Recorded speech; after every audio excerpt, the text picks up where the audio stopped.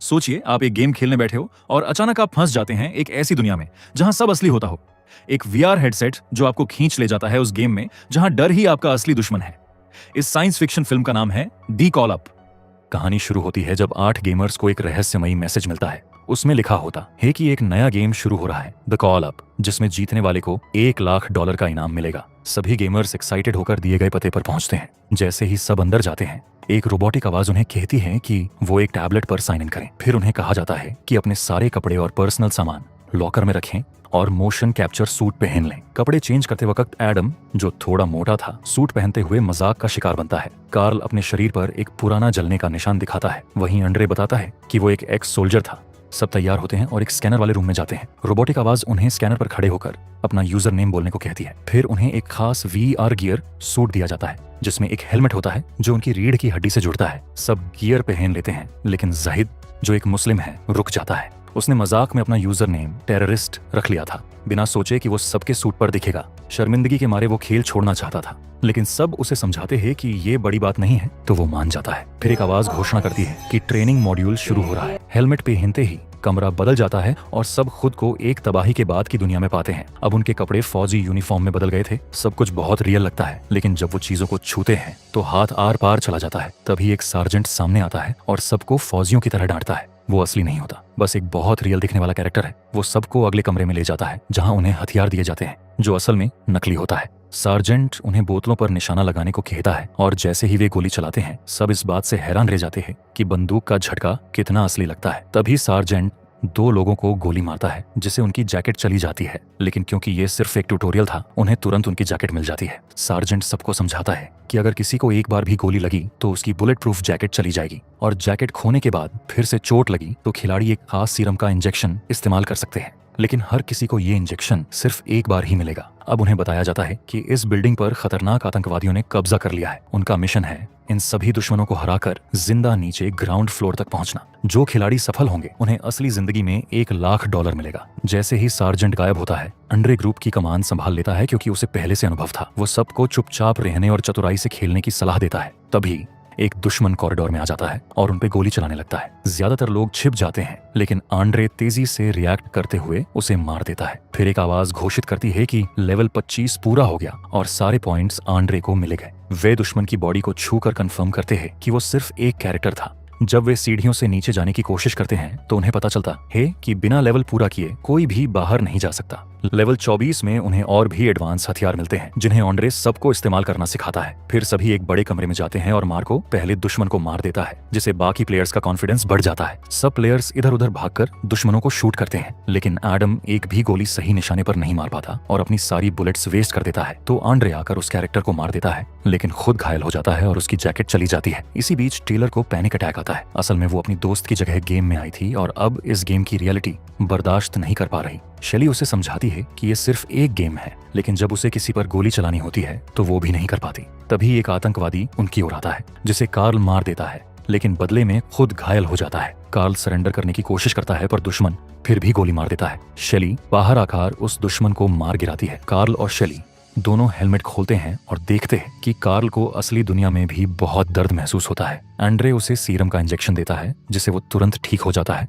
और कहता है ये गेम नहीं हो सकता। बाद में पूरा ग्रुप ब्रेक लेते हैं और सब हेलमेट खोलते हैं। कार्ल बताता है कि उसे असली झटका महसूस हुआ और उसे लगता है ये कोई रियलिटी टीवी शो है। जाहिद घबरा जाता है और अपना सूट उतारने की कोशिश करता है, लेकिन वो उतार नहीं पाता। मार्को को लगता है कि ये कोई टेस्ट है, लेकिन जाहिद कहता है कि शायद ये मिलिट्री का कोई एक्सपेरिमेंट हो। मार्को भी उसे सहमत हो जाता है और कहता है शायद आंड्रे मिलिट्री का ही आदमी है जो उनके बीच भेजा गया है। इस बात पर बहस शुरू हो जाती है। आंड्रे खुद को शांत करने के लिए बाथरूम में चला जाता है। बाकी खिलाड़ी जानते नहीं थे कि गेम अभी भी जारी होता है। जिन आतंकवादियों को उन्होंने मारा था वे फिर से जिंदा हो जाते हैं। उनमें से एक आंड्रे को बाथरूम में घेर लेता है। आंड्रे जल्दी से अपना हेलमेट बंद करता है, लेकिन फिर भी उसे गोली लग जाती है। वो खुद को ठीक करना चाहता है, लेकिन उसने पहले ही कार्ल पर अपना सीरम इस्तेमाल कर दिया था। बाकी लोग बाथरूम से आवाज सुनते ही अपना हेलमेट बंद कर लेते हैं, लेकिन जैसे ही एडवर्ड ऐसा करता है, उसे भी गोली लगती है। सब लोग छिपने की कोशिश करते हैं। टेलर सीढ़ियों से भागने की कोशिश करती है, लेकिन लेवल पूरा ना होने की वजह से रास्ता बंद होता है। आतंकवादी गोलियां चलाने लगते हैं और टीम जैसे तैसे अपना बचाव करने लगती है। एडवर्ड सीरम से खुद को ठीक करता है। तभी एडम एक बॉम्ब फेंक के सारे दुश्मन को मार देता है, जिससे लेवल खत्म हो जाता है और हाई स्कोर का टाइटल एडम को मिलता है। सबको आंड्रे की मदद की आवाज भी सुनाई देती है, लेकिन जैसे ही आंड्रे हेलमेट खोलता है एक टाइमर शुरू हो जाता है और उसका दिमाग बिजली के झटकों से झुलस जाता है। कुछ मिनटों तक तड़पने के बाद आंड्रे की मौत हो जाती है। शेली उसे बचाने की कोशिश करती है, लेकिन सफल नहीं होती। फिर आवाज आती है कि अब वे अगले लेवल में जा सकते हैं, लेकिन टीम अब और खेलना नहीं चाहती थी और उन्हें जमीन पर खून दिखाई देने से वे समझ जाते हैं कि हेलमेट ने ही आंड्रे को मारा है। वे हेलमेट उतारने की कोशिश करते हैं, लेकिन नहीं उतार पाते। जाहिद घबराकर एक फायर एक्सटिंग्विशर उठाता है और मदद मांगता है। कार्ल उसकी मदद करता है और कई बार उसके हेलमेट पर मारता है, लेकिन हेलमेट फिर भी नहीं निकलता। तभी सार्जेंट आ जाता है और सीधा कार्ल के आर पार चलकर जाहिद को लात मारता है, क्योंकि उसने नियम तोड़ा। वो सबको चेतावनी देता है कि नियम न माने पर सजा मिलेगी। मजबूरी में सबको खेल जारी रखना पड़ता है। अब वे अगले लेवल से गुजरते हैं, जहां हर फ्लोर पर उन्हें नए हथियार चलाना और नई गेम की ट्रिक्स सीखनी पड़ती है। एक कमरे में गैस लीक होती है,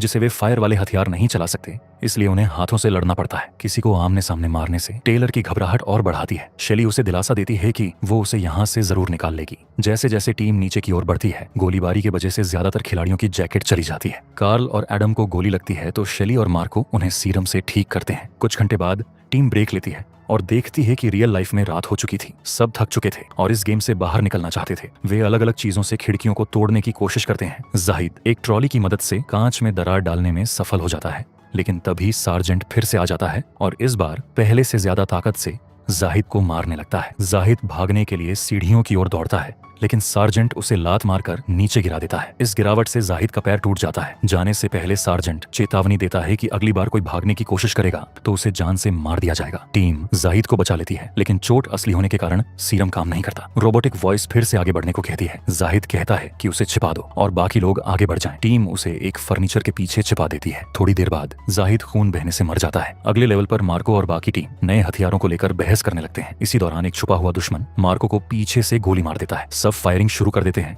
और टेलर डर कर बाथरूम में छिप जाती है। काफी फायरिंग के बाद एक बॉम्ब से लड़ाई खत्म होती है और शेली मार्को को सीरम लगा के मदद करती है। टीम को एहसास होता है कि टेलर गायब है, तो वे उसे ढूंढने निकलते हैं। बाथरूम में एक आतंकवादी आता है और एक एक करके सारे टॉयलेट चेक करता है। टेलर आवाज सुन के अचानक दरवाजा खोलकर उस आतंकवादी को चाकू से मार देती है। लेवल खत्म होता है और एडवर्ड को हाई स्कोर मिलता है। ब्रेक के दौरान टीम अपने जीवन के बारे में बात करते हैं और समझ जाते हैं कि सभी खिलाड़ी ऐसे लोग हैं जिनका कोई परिवार नहीं है, इसलिए कंपनी ने उन्हें चुना है ताकि अगर वे मर भी जाएं तो कोई ढूंढने नहीं आएगा। अगले लेवल में टीम देखती है कि सार्जेंट एक बंधक को मार रहा है। वो बताता है कि बिल्डिंग के बेसमेंट में एक बॉम्ब है जो सबको उड़ा देगा अगर उसे समय पर बंद नहीं किया गया। इसीलिए बॉम्ब को डीएक्टिवेट करने के लिए बंधक से कोड लेना होगा। एडवर्ड को जैसे ही पता चलता है कि बंधक बिजली के तारों से जुड़ा है, वो बिना दया के उसे बिजली के झटके देने लगता है। आखिर में बंधक अपनी जान की भीख मांगता है और एक शब्द बोलता है जिसे एडम कंप्यूटर पर टाइप करता है, लेकिन ये एक बड़ी गलती साबित होती है क्योंकि वो शब्द बम को एक्टिवेट कर देता है। अब उसके फटने में सिर्फ 30 मिनट बाकी है और उसे मैन्युअली रोकना होगा। सार्जेंट वहां से चला जाता है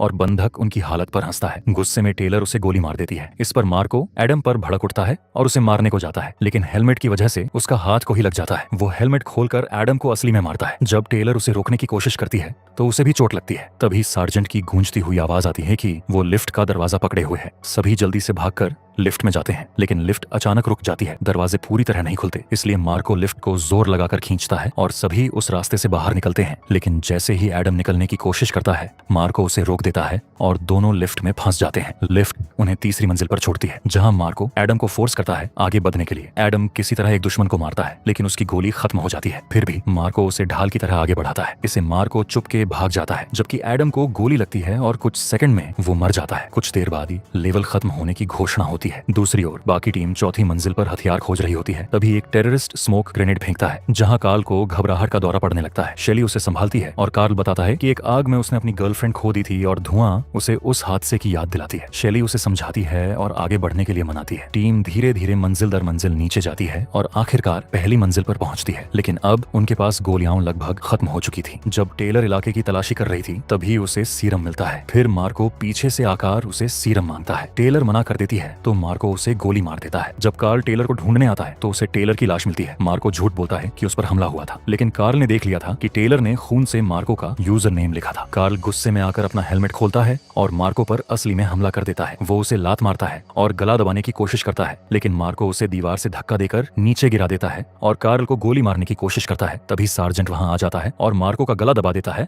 और उसे उसकी मौत हो जाती है। जब बाकी बचे 3 खिलाड़ी नीचे की ओर बढ़ते हैं, वे बेसमेंट में पहुंचते हैं और रोबोटिक की आवाज बताती है कि ये आखिरी लेवल है। तीनों नए हथियार उठाते हैं और टेररिस्ट्स को मारते हुए बॉम्ब तक पहुंचने की कोशिश करते हैं, लेकिन दुश्मन लगातार आते रहते हैं। कार्ल एक ग्रेनेड फेंककर लड़ाई खत्म करता है और वे तेजी से आगे बढ़ते हैं। तभी एक वैन से अचानक एक टेररिस्ट निकलता है और कार्ल को गोली मार देता है। शेली और एडवर्ड छिप जाते हैं जबकि कार्ल सीरम ढूंढता है। अब सिर्फ 2 मिनट बचे हैं। शेली बॉम्ब तक भागने की कोशिश करती है, लेकिन उसे भी गोली लग जाती है। कार्ल खुद को बचाने के बजाय शेली को सीरम देकर ठीक करता है और कहता है तुम जीतना, और उसकी गोद में मर जाता है। एडवर्ड एक रॉकेट लॉन्चर से आखिरी दुश्मन को उड़ा देता है और ठीक आखिरी सेकंड में बॉम्ब को रोक देता है। सार्जेंट आता है और बधाई देता है, लेकिन तभी एडवर्ड वही बातें दोहराता है जो सार्जेंट ने कही थी, जिसे पता चलता है कि वो शुरुआत से कंपनी का अंदरूनी आदमी था। गेम खत्म हो जाता है और काले कपड़ों में कुछ लोग आते हैं। वे शेली को बेहोश करते हैं और सबूत मिटाने लगते हैं। सुबह शेली होश में आती है। एडवर्ड उसे कैश प्राइज वाला बैग देता है, लेकिन जब शेली पुलिस को बताने की धमकी देती है, वो कहता है कि कोई उस पर यकीन नहीं करेगा। तभी एक आदमी उसे फिर से सुलाने की कोशिश करता है, लेकिन शेली उसे ही बेहोश कर देती है। वो उसकी बंदूक लेकर पार्किंग की सारी लाइट्स तोड़ देती है और एडवर्ड के आदमियों को एक एक कर मार देती है। आखिर में जब एडवर्ड उसकी जान की भीख मांगता है, शेली उसे भी गोली मार देती है। फिर वो बिना पैसे लिए उस बिल्डिंग से बाहर निकल जाती है। इसी के साथ ये मूवी यही खत्म होती है। आप कमेंट करके बताइए आपको ये मूवी कैसी लगी। इसी तरह एक बेहतरीन एक्सप्लेनेशन के लिए चैनल को सब्सक्राइब और एक लाइक जरूर करें।